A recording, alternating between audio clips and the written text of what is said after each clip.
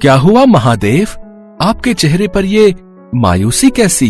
नंदी, धरती लोक पर हर जगह जहां मकर संक्रांत के आने की धूम है, तो वहीं एक गांव ऐसा भी है जहां संक्रांत पर्व के आते ही मनुष्यों में डर बन जाता है और सूर्य अस्त होते ही वो सब अपने अपने घरों में छुप जाते हैं। किंतु प्रभु, संक्रांति तो खुशियों का पर्व है, फिर भला उन मनुष्यों में किस बात का भय? नंदी, उस गांव के सामने वाले जंगल में कुछ भयानक राक्षस रहते हैं जो कि संक्रांति वाले दिन ही जंगल से बाहर आते हैं और फिर जो भी मनुष्य या पशु उनके समक्ष दिखाई देता है उसे वो अपना आहार बना लेते हैं। प्रभु, आप आज्ञा दीजिए, मैं अभी उनका वध कर उन्हें पाताल लोक पहुंचा देता हूँ। नहीं नंदी, वो भटके हुए राक्षस हैं, उन्हें अलग अलग लोक में पहुंचाना है। इस कार्य को हम तीनों को मिलकर करना होगा। तीसरा? ये तीसरा हमारे साथ कौन है प्रभु? हनुमान, प्रकट हो। प्रणाम महादेव, आज्ञा कीजिए। हनुमान, हमें सेवापुर गांव के लिए भेष बदल कर जाना होगा और वहां के लोगों की मदद करनी होगी। आप और नंदी वहां जाकर पतंग और मिठाइयों की दुकान लगाएंगे। कुछ समय बाद हम भी आपके पिता बनकर वहां आएंगे। जो आज्ञा महादेव। अगले दिन से ही हनुमान, बजरंगी और नंदी नंदकिशोर नाम के एक आम इंसान का रूप धारण करके उस गांव में मिठाइयों और पतंगों का ठेला लेकर पहुंच जाते हैं। आइए आइए, स्वादिष्ट स्वादिष्ट मिठाइयाँ और पतंगे लेकर जाइए। जो एक बार हमारी मिठाइयाँ खाएगा वो बार बार जरूर आएगा।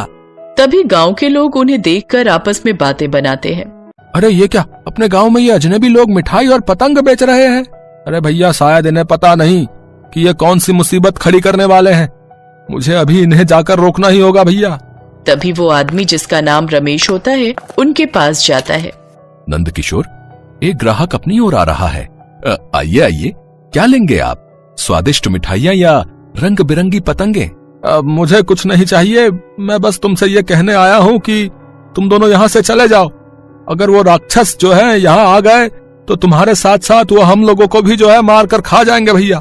हम किसी राक्षस से नहीं डरते, हम व्यापारी हैं, आज यहाँ तो कल कहीं और। लगता है तुम ऐसे नहीं मानोगे, मुझे ये बात मुखिया को बतानी ही होगी। कुछ देर बाद महादेव भी वहाँ इंसानी रूप लेकर आ जाते हैं और बजरंगी और नंदकिशोर के पिता बनकर उनके साथ सामान बेचने लगते हैं। तभी रमेश मुखिया को वहाँ बुला लाता है। मुखिया भी उन्हें वहाँ से जाने के लिए कहता है। देखो, अगर वो एक डाकू या गुंडे होते तो हम गांव वाले ही उनसे निपट लेते, लेकिन वो आम इंसान नहीं बल्कि भयानक राक्षस हैं। उनसे लड़ना खतरे से खाली नहीं। वैसे भी इस गांव में तुम्हारा ये सामान डर के मारे कोई नहीं खरीदेगा, क्योंकि सारे लोग हर समय डर के माहौल में ही रहते हैं। आप घबराइए नहीं मुखिया जी, हमारे कारण आप लोगों पर कोई मुसीबत नहीं आएगी। ठीक है, जैसी तुम्हारी इच्छा। जब राक्षस आएंगे ना तो कोई नहीं आएगा गांव में तुम्हारी सहायता के लिए, बता रहे हैं। हमारा काम था तुम्हें आगाह करना, सो हमने कर दिया भैया। आगे तुम्हारी इच्छा। चलो रमेश। ये कहकर मुखिया वहाँ से चला जाता है, लेकिन एक राक्षस चुपके से ये सब देख लेता है और वो अपने आका राक्षसुर को जाकर इस बारे में बताता है। क्या जवान युवक, तो फिर तू खाली हाथ क्यों लौट आया? उनमें से एक को उठा कर ले आता। वैसे भी बहुत समय हो गया है युवक का मांस खाए हुए। बस आज की रात और फिर कल मकर संक्रांति है, हम जाकर उन सब का मांस चबा चबा कर खाएंगे और मजेदार खून पिएंगे। अगले दिन मकर संक्रांत का दिन भी आ जाता है। मुखिया उन तीनों को दुकान लगाती देख कहता है, ये लोग आज भी यही हैं, अब तो राक्षस जरूर आएंगे। तभी नारायण जी नरेश नाम के मनुष्य के रूप में उनके ठेले की ओर आते हैं। नारायण नारायण जी, मुझे कुछ पतंग और मिठाइयाँ दे दीजिए। हाँ हाँ जरूर नारद जी। मेरा मतलब है नरेश जी, ये आपकी ही दुकान है। तैयार हो जाइए, ग्राहक आ रहे हैं। ये रंगीन पतंग और कैलाशपुर की स्वादिष्ट मिठाई, वाह, आज तो मजा ही आ जाएगा। अरे ये क्या, अरे दूसरे गांव के लोग आकर मिठाइयाँ और पतंगे ले जा रहे हैं। शायद हमारा ही नसीब खराब है जो हम ये त्योहार मना रहे हैं। उधर नंदकिशोर महादेव से पूछते हैं, ग्राहक निकल रहे हैं, इसका क्या मतलब हुआ पिताजी? इसका मतलब कि राक्षस यहाँ आने के लिए निकल चुके हैं। नारद देव हमें यही आगाह करने आए थे। ग्राहकों को आने दीजिए पिताजी, उनका बहुत अच्छे से स्वागत करेंगे हम। कुछ देर बाद राक्षसुर अपने राक्षसों के साथ वहाँ पहुँच जाते हैं। गांव के सभी लोग अपने अपने घरों के अंदर छिप जाते हैं। मैंने पहले ही कहा था तुम लोगों से, लेकिन तुमने मेरी बात नहीं मानी। आप जाइए मुखिया जी और मकर संक्रांति मनाने की तैयारी शुरू कर दीजिए। मुखिया भी अपने घर में जाकर छुप जाता है। अरे वाह, इन तीनों को खाकर तो मजा आ जाएगा। नंद किशोर, जरा फिरकी तो पकड़ाना, मैं पतंग उड़ाता हूँ। खा जाऊंगा मैं तुम सबको। तभी महादेव पतंग उड़ाने लगते हैं और अपनी उस पतंग में राक्षसुर को लपेटे में लेकर हवा में उड़ाने लगते हैं। इस तरह वो राक्षसुर पतंग उड़ाने लगते हैं। अरे अरे, ये क्या, मैं इस पतंग के साथ हवा में कैसे उड़ रहा हूँ? अरे कोई बचाओ, अरे कोई मुझे नीचे उतारो। और राक्षसुर को हवा में उड़ते हुए देख गांव वालों में भी हिम्मत आ जाती है और वो सब अपने अपने घरों से निकलकर बाहर आ जाते हैं। नीचे उतारो मुझे, मेरा सर चकरा रहा है। बजरंगी, नंद किशोर, इन राक्षसों को अब पाताल लोक और नरक लोक भेजने का समय आ चुका है। बजरंगी, नंद किशोर, तुम भी अपना कार्य पूरा करो, जो आज्ञा महादेव। उनके इतना कहते ही हनुमान और नंदी अपने असली रूप में आ जाते हैं। साथ ही महादेव भी अपने असली रूप में आ जाते हैं। इस तरह वो तीनों उन राक्षसों को पाताल लोक और नरक लोक पहुंचा देते हैं। मुखिया तीनों देवों के सामने हाथ जोड़कर कहते हैं, हे महादेव, हे प्रभु, हमें क्षमा कर दीजिए। हम गांव वाले आपको पहचान नहीं पाए। आप लोग हमारी मदद के लिए यहाँ आए और हम मूर्ख आपको पहचान नहीं सके। प्रभु, हमें माफ कर दीजिए। आप सभी के दर्शन पाकर हम गांव वाले धन्य हो गए। प्रभु, अब जाओ, सभी गांव वाले निश्चिंत होकर मकर संक्रांति मनाओ, पतंगे उड़ाओ, मिठाई खाओ और ये त्योहार आनंद से मनाओ।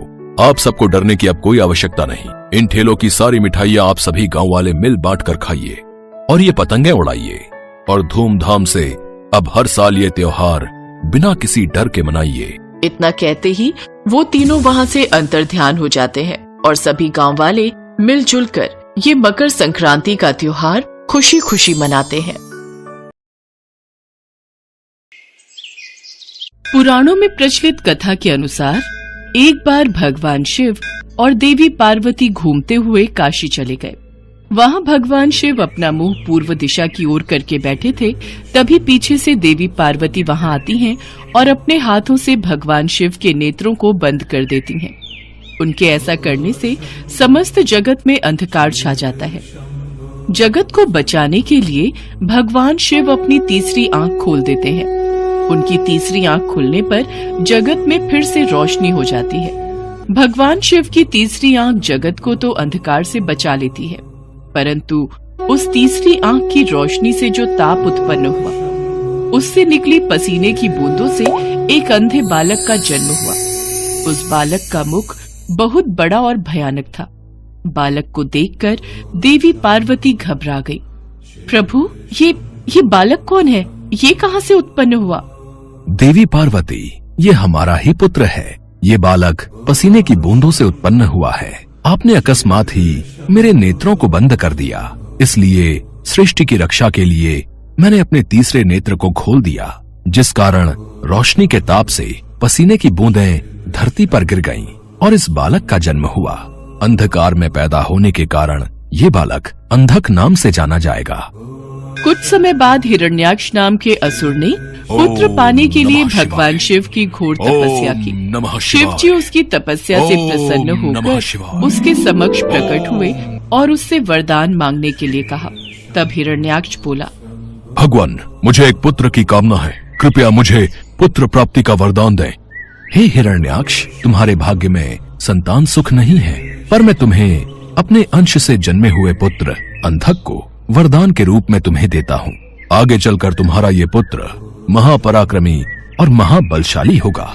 हे शिव शंकर, आपके अंश से जन्मे पुत्र को पाकर मैं धन्य हो गया। ये कहकर भगवान शिव ने अंधक को हिरण्याक्ष के हाथों में दे दिया। हिरण्याक्ष अंधक को लेकर खुशी खुशी अपने राज्य लौट गया। तभी देवासुर संग्राम छिड़ गया और भगवान विष्णु द्वारा हिरण्याक्ष मारा गया। हिरण्याक्ष का बड़ा भाई हिरण्यकशिपु छिपकर भाग निकला।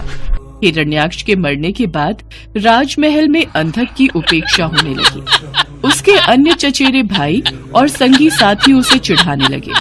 इससे अंधक दुखी रहने लगा। एक दिन उनके व्यवहार से तंग आकर वो तपस्या करने निकल पड़ा और एक निर्जन वन में पहुंचकर ब्रह्मा जी की साधना में लीन हो गया। तप करते हुए उसे कई वर्ष बीत गए।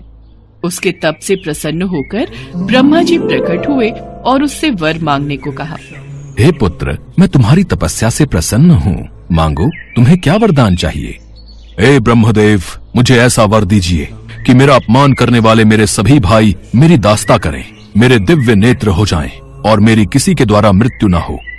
हे दैत्यराज, तुम्हारे नेत्र दिव्य हो जाएंगे, तुम्हारे सारे भाई भी तुम्हारी दास्ता स्वीकार कर लेंगे, किंतु काल चक्र का नियम है कि मृत्यु से कोई अछूता नहीं रह सकता।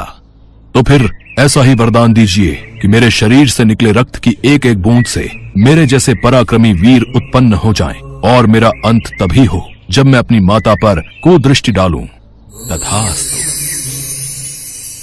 तथास्तु कहकर ब्रह्मा जी अंतर्ध्यान हो गए और अंधक वरदान पाकर नेत्रवान बन जाता। वरदान प्राप्त करके वो बेहद अत्याचारी हो गए। उसके अत्याचारों से नाग, यक्ष तथा देव गंधर्व सभी दुखी रहने लगे। वे सब ब्रह्मा जी की शरण में पहुंचे, किंतु ब्रह्मा जी उन्हें कोई आश्वासन नहीं दे सके, क्योंकि अंधकासुर उन्हीं के वरदान स्वरूप ये उत्पात मचा रहा था। सभी देवता भगवान शिव के पास पहुंचे। हे शिव शंकर, ब्रह्मा जी के वरदान से अंधक ने चारों दिशाओं में उत्पात मचा रखा है, हमारी रक्षा कीजिए प्रभु। आप सब निश्चिंत रहिए, अंधकासुर को उसके पाप का दंड मैं अवश्य दूंगा। शिव पार्वती मंदराचल पर्वत पर ठहरे हुए थे।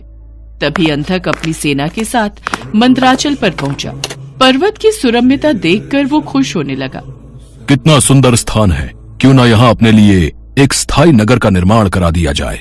सेवक जाओ और कोई उचित स्थान तलाश करो जहाँ हमारे लिए एक शानदार महल बन सके। जो आज्ञा महाराज। आज्ञा पाकर सेवक उचित स्थान की खोज में निकल पड़े। कुछ दूर जाने पर उन्होंने भगवान शिव और देवी पार्वती को देखा। वाह, क्या सुंदरी है, लेकिन ये इस तपस्वी के पास क्या कर रही है? इसे तो राजमहल की शोभा होना चाहिए। चलकर महाराज को सूचित करते हैं। चलो चलो, महाराज को बताते हैं। क्या सुंदरी इस पर्वत पर? जाओ और उस सुंदरी को उठाकर मेरे पास ले आओ और उसके साथ जो तपस्वी पुरुष है उसे कह देना कि मैं दैत्यराज अंधक का दूत हूँ और उनके लिए इस सुंदरी को ले जाना चाहता हूँ। दूत पुनः उसी स्थान पर जा पहुंचा। उसने अंधक का आदेश उन्हें कह सुनाया। इस पर भगवान शिव क्रोधित हो गए। अंधक ने सेना एकत्र की और आक्रमण कर दिया। इस सुंदरी को मैं अपने साथ लेकर ही जाऊंगा। अंधकासुर, कहीं ऐसा ना हो मेरे क्रोध की अग्नि से तुम जल जाओ। घनघोर युद्ध छिड़ गया। भगवान शिव त्रिशूल से प्रहार करते रहे, किंतु उनका हर प्रयत्न विफल हो रहा था। जैसे ही अंधक का कोई अंग घायल होता, उससे रक्त निकलता और उस रक्त से उस जैसे ही अनेक दैत्य पैदा हो जाते थे। उधर शुक्राचार्य अपनी संजीवनी विद्या के बल पर मरे हुए दैत्यों को पुनः जीवित कर देते थे। ये सब शुक्राचार्य के कारण हो रहा है। नंदी आदि गण जाओ और शुक्राचार्य को बांधकर यहाँ ले आओ, ताकि वे दैत्यों को पुनः जीवित न कर सके। जो आज्ञा प्रभु। कुछ समय पश्चात सभी शिवगण शुक्राचार्य को बांध कर ले आए और उन्हें शिव के सम्मुख खड़ा कर दिया। शिव जी ने शुक्राचार्य को अपने उदर में ले लिया और अंधक को त्रिशूल के ऊपर टांग दिया। वो त्रिशूल पर टंगा टंगा ही शिव का जाप करता हुआ अपनी भूल का प्रायश्चित करने लगा। अंधकासुर जान चुका था कि माता पार्वती उसकी माता है।